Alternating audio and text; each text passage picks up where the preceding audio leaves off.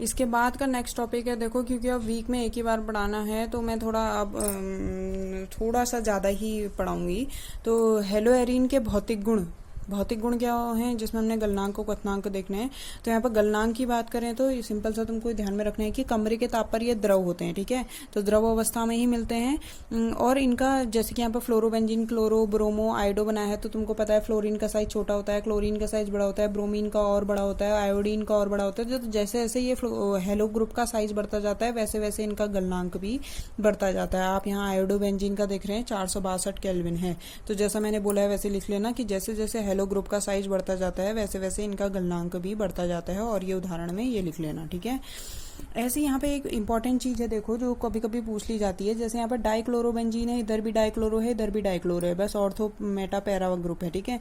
इनके क्वथनांक तो लगभग लगभग सेम है, देखो 453, 446, 448, यानी कि ज्यादा अंतर नहीं है, 4-5 अंकों का अंतर है, ये कोई अंतर नहीं होता, ठीक है।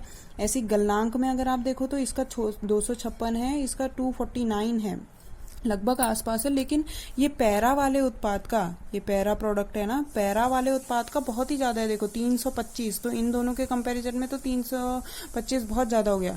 तो क्वेश्चन कभी कभी ये हो जाता है कि पैरा जो समावी होता है, यानी कि ये हेलो एरीन्स का पैरा समावी, इसका गलनांक सबसे अधिक क्यों होता है? तो क्यों होता है, देखो मैंने आपको बताया था कि इसमें प्लेन ऑफ सिमिट्री होती है, यानी कि एक इसमें आप एक सिमिट्री देखने को मिल रही है ना। अब ऐसे बहुत सारे पैरा प्रोडक्ट आपस में मिलकर कोई ठोस बना रहे होंगे तो ये अच्छे से एक दूसरे को अरेंज कर पाएंगे, क्योंकि इसके पास एक अच्छी सी सिमिट्री देखने को मिल रही है। तो जब ये अपने आप को ठोस में व्यवस्थित करते हैं तो ये बहुत अच्छी पैकिंग कर देते हैं, क्लोजली पैक्ड स्ट्रक्चर बनाते हैं, जिस वजह से क्लोजली पैक्ड मतलब आपस में बहुत पास पास एक यौगिक दूसरे यौगिक से, यानी कि एक पैरा उत्पाद दूसरे पैरा उत्पाद के साथ अच्छे से ठोस बनाया होगा, तो उसको आपको गलाने के लिए भी ज्यादा तापमान देना पड़ेगा, इसलिए पैरा प्रोडक्ट का गलनांक ज्यादा होता है। रीजन मैंने यहाँ पे लिख दिया है कि देखो पैरा समावी की संरचना अपेक्षाकृत अधिक सम्मित होती है। सम्मित का मतलब क्या हुआ? सिमेट्रिक, अधिक सिमेट्रिक होती है, जिसके परिणाम स्वरूप ये अणु ठोस अवस्था में अधिक क्लोजली पैक्ड होते हैं। ठीक हो गया, तो इसको ध्यान में रखिएगा। नेक्स्ट है विलेयता।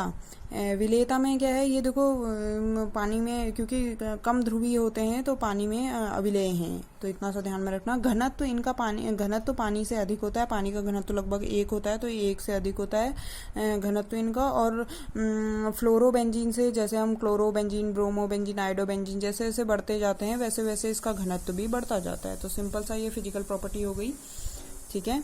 अब हम रासायनिक गुण में आ जाएंगे। देखो तो ये जो हेलो एरीन्स होते हैं ये नाभिक स्नेही प्रतिस्थापन अभिक्रियाएं देते हैं। कैसी अभिक्रियाएं देते हैं? नाभिक स्नेही यानी कोई नाभिक स्नेही न्यूक्लियोफाइल आके अटैक करता है और प्रतिस्थापन अभिक्रिया ये लोग देते हैं। अब यहाँ पे एक क्वेश्चन है बच्चों, ये इंपॉर्टेंट है कि हेलो एरीन्स हेलो एल्केन की तुलना में अधिक कम क्रियाशील होते हैं, यानी कि अगर आप CH3Cl को ले लो या फिर ये बेंजीन के ऊपर Cl को ले लो तो ये ज्यादा क्रियाशील होगा, ये कंपैरेटिवली कम रिएक्टिव होगा। क्यों? ठीक है, ये ज्यादा रिएक्टिव होगा और ये कंपैरेटिवली कम रिएक्टिव होगा। क्यों? इसका रीजन है, देखो 3 रीजन है। एक है अनुनाद, दूसरा है ये C और Cl के में कार्बन का संकरण, ठीक है, पहला है अनुनाद, दूसरा C और Cl के बीच में कार्बन का संकरण, और तीसरा रीजन है CX बंध की ध्रुवता, यानी कि C और ये X बंध की ध्रुवता। ये 3 रीजन है, इस रीजन को समझो आप लोग। पहला है अनुनाद प्रभाव। हम ये क्या समझने का ट्राई कर रहे हैं, इसको ध्यान में रख लेना। हम ये समझने का ट्राई कर रहे हैं कि क्यों जो हेलो एरीन्स हैं वो कम रिएक्टिव क्यों है बजाय कि किसके? हेलो एल्केन के, बजाय कि हेलो एल्केन के ये कम क्रियाशील क्यों है। तो इसका पहला रीजन है अनुनाद प्रभाव। जैसे हमने यहाँ पर क्लोरोबेंजीन का एग्जांपल लिया है, क्लोरोबेंजीन में क्लोरीन के पास बच्चों 3 जोड़ी लोन पेयर होते हैं, तो ये क्या करता है, बेंजीन के रिंग के साथ अनुनाद प्रभाव शो करता है। ये अपना लोन पेयर अंदर को देगा और यहाँ से ये शिफ्ट हो जाएगा, तो ये अनुनाद संरचनाएं बनेंगी। आपको अनुनाद संरचनाएं बनानी आती हैं।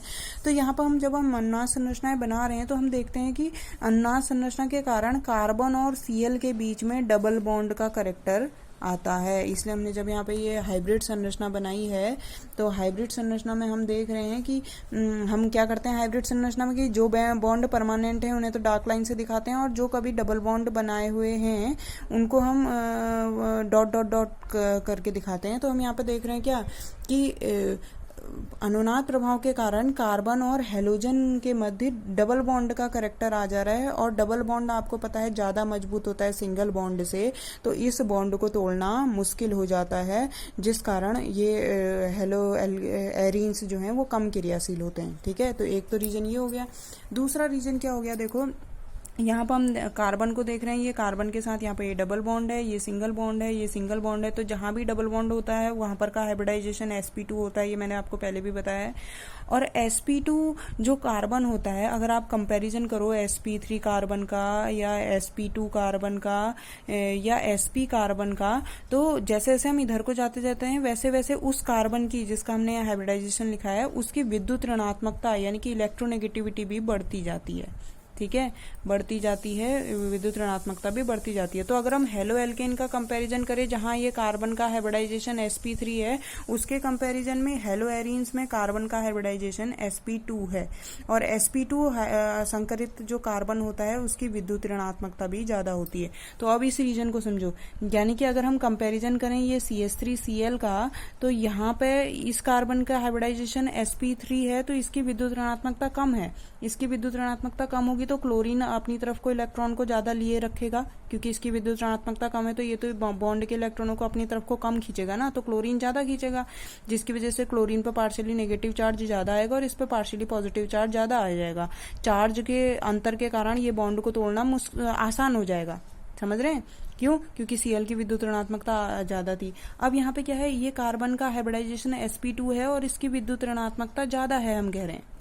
ठीक है, यहाँ हमने देखा sp2 की विद्युत ऋणात्मकता ज्यादा, इसकी विद्युत ऋणात्मकता ज्यादा है, मतलब इसके पास भी कुछ कैपेसिटी है कि ये बॉन्ड के इलेक्ट्रॉनों को अपनी तरफ को खींचे। तो अब वो ये भी अपनी तरफ को खींच रहा होगा, क्लोरीन भी अपनी तरफ को खींच रहा होगा, तो जितना पार्शियल नेगेटिव कैरेक्टर यहाँ पर आना चाहिए था उतना नहीं आएगा, और यहाँ पर जितना पार्शियली पॉजिटिव कैरेक्टर आना था उतना नहीं आएगा, यानी कि इसकी ध्रुवता जो है वो कम हो जाएगी।